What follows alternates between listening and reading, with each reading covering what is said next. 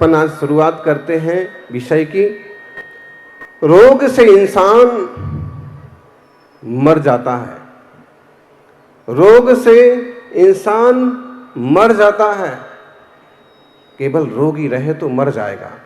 रोग से इंसान मर जाता है, भोग से इंसान बिखर जाता है। ज्यादा भोगी लोग होते हैं, बिखर जाते हैं।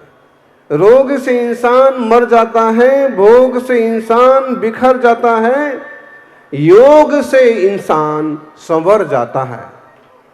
योग से इंसान संवर जाता है और अजप जोगम से, अध्यात्म से यो इंसान तर जाता है, संसार के पार जाता है। जो केवल बीमार हैं, रोग में पड़े हैं, बिस्तर से नहीं उठ रहे हैं, जिन्होंने कभी सूरज नहीं देखा, जिन्होंने कभी सूरज नहीं देखा, ऐसे लोग तो मरे हुए के समान हैं। ध्यान रखिए, जो लोग सूरज को जगाते हैं वो लोग ही अपनी किस्मत को जगाते हैं। सूरज के जागने के पहले जाग जाइए। सुशील जी, बहुत लोग ऐसे मिलेंगे देर रात तक जागते रहेंगे और सूरज उगने के बाद भी निशाचरों की तरह सोते रहेंगे। अमृत काल कहलाता है। कौन सा काल? अमृत जी। वैसे अभी डूंगरपुर का तो अमृत काल चल रहा है।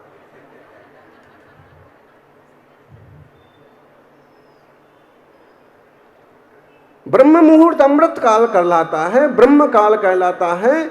और इस अमृत काल में, ब्रह्म मुहूर्त में जो लोग उठते हैं वो कभी बीमार नहीं पड़ते हैं। कदाचित किसी तरह की छोटी मोटी बीमारी आ जाए, क्यों नहीं बीमार पड़ते? इस ब्रह्म मुहूर्त में विज्ञान कहता है इस बॉडी में अनेक तरह की ग्रंथियां हैं। रजनीश जी, पूरे 7 चक्र हैं और 7 चक्र से शुरुआत हुई थी पहले दिन।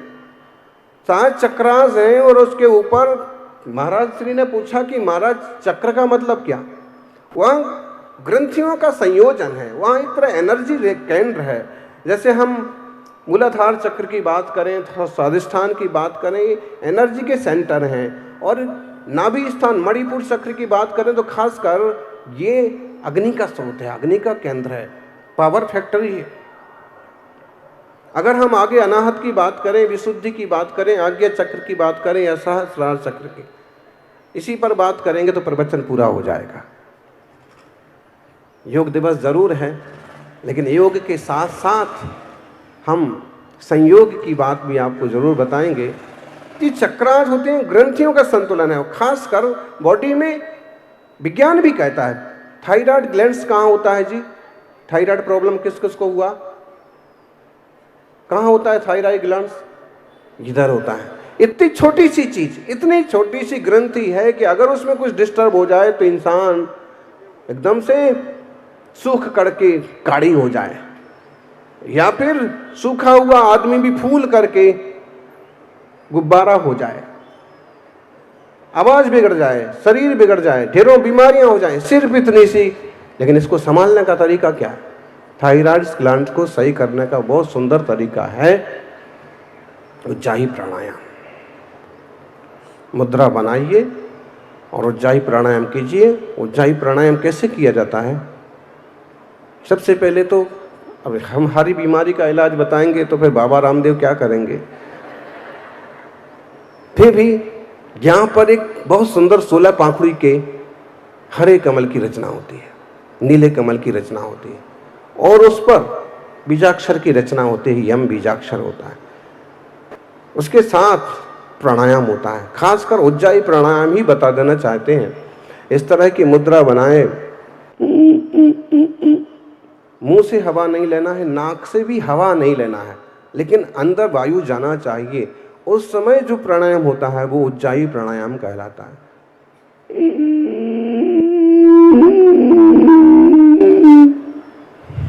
कौन कर सकता है ऐसे? कौन कौन कर सकता है? आप कर सकते हैं अशोक जी। करके करिए एक बार। मतलब क्या होता है? मुंह से भी नहीं, नाक से भी नहीं, लेकिन वो आवाज आना चाहिए, सांस अंदर जाना चाहिए। इसमें ग्लैंड्स सही होती है और ये बीमारी के लिए इसका कोई इलाज नहीं है। या तो जिंदगी भर गोली खाओ, नहीं तो ये चीज सीख जाओ, आराम लग जाएगा। ऐसे ही बहुत सारी चीजें हैं। सिर दर्द हो रहा है, थोड़ा सा अनुलोम विलोम कर लो।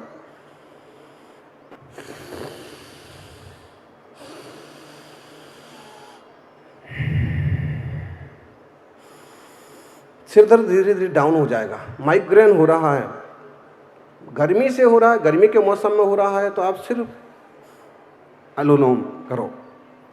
गर्मी में हो रहा है तो सिर्फ विलोम करो, दायां स्वर से लो, अग्नि बढ़ेगी। ए चंद्रमा, सूरज, इड़ा पिंगला, सुषुम्ना बीच की नाड़ी। तो बहुत सारी चीजें हैं। बेचैनी हो रही है, नींद नहीं आ रही है, सारे उपाय हम आपको बता सकते हैं, लेकिन बाकी डॉक्टरों का भी ख्याल रखना ज़रूरी है। वैसे ही मार्केट पर पतंजलि का कब्जा है, हम और उपाय बता देंगे तो बाकी लोग क्या करेंगे। फिर भी सभी स्वस्थ रहें, सुखी रहें, सबका जीवन आनंदमय हो।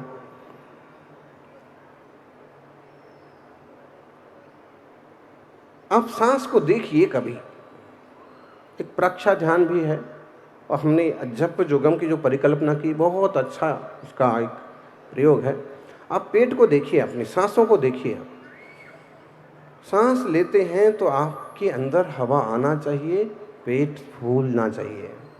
जब सांस छोड़ते हैं तो पेट खाली होना चाहिए। अक्सर कर उल्टा होता है। आप देखिए आपकी सांस अभी कैसे चल रही है। जब आप सांस लेते हैं तो पेट पिचकता है, उल्टा होता है। किसी चीज़ भरी जाएगी तो पेट फूलना चाहिए ना। छोटे बच्चे को देखो, सांस लेता है तो पेट ऐसे फूलता है, सांस छोड़ता है तो पेट अंदर जाता है। बड़े आदमियों को देखो, उनकी सांस उल्टी चलती है। क्या है, उनको ख्याल ही नहीं है सांस चल रही है कि नहीं चल रही। दो भाई थे, बड़ा भाई मर गया, छोटा जोर जोर से रो रहा था। लोग उसके पास पहुंचे, क्या हुआ, क्यों भाई मर गया, कैसे मर गया? बोले शायद भूलने की बीमारी थी, सांस लेना भूल गया। सांस लेना हम भूल भी जाएं तो भी सांस चलती रहती है, लेकिन चल कैसी रही है इसका तो आपको ध्यान होना चाहिए। आपका प्राण है, इसके बिना जी नहीं सकते। सांस लो, जानबूझ के लो कि हाँ आई सांस, जानबूझ के धीरे धीरे छोड़ो। इसके साथ कल्पना करो, बहुत ही सुंदर गुण, बहुत शक्तियां आती हुई सांस के साथ अंदर आ रही हैं। ऑक्सीजन से बड़ी कोई शक्ति है? सभापति महोदय, एक एक सिलेंडर 5-5 लाख का बिका, एक एक इंजेक्शन 7-7 लाख का बिका।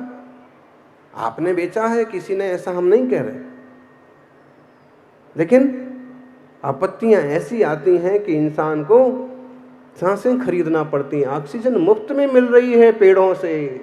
पेड़ों की सुरक्षा करो। पेड़ है तो इंसान है, पेड़ नहीं है तो इंसान नहीं है। इसलिए पौधे लगाओ, पौधों का सिंचन करके उनकी बड़ा करो, पेड़ों की रक्षा करो। एक पेड़ कहीं किसी मजबूरी में निकालना पड़े तो उसके एवज में 4 पेड़ लगाओ। लगना चाहिए और बड़े होना चाहिए। और एक बात कहेंगे खासकर, शांतिलाल जी बता रहे थे, अब देखिए जानवर, बाघ, जब जयपुर चतुर्मास था उस समय कहाँ तक बाघ आ गया।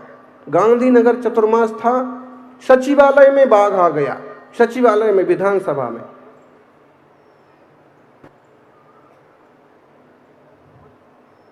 मंत्री लोग हमें ले जाना चाहते थे, हम तो नहीं पहुंच पाए, बाघ जरूर पहुंच गया। क्यों?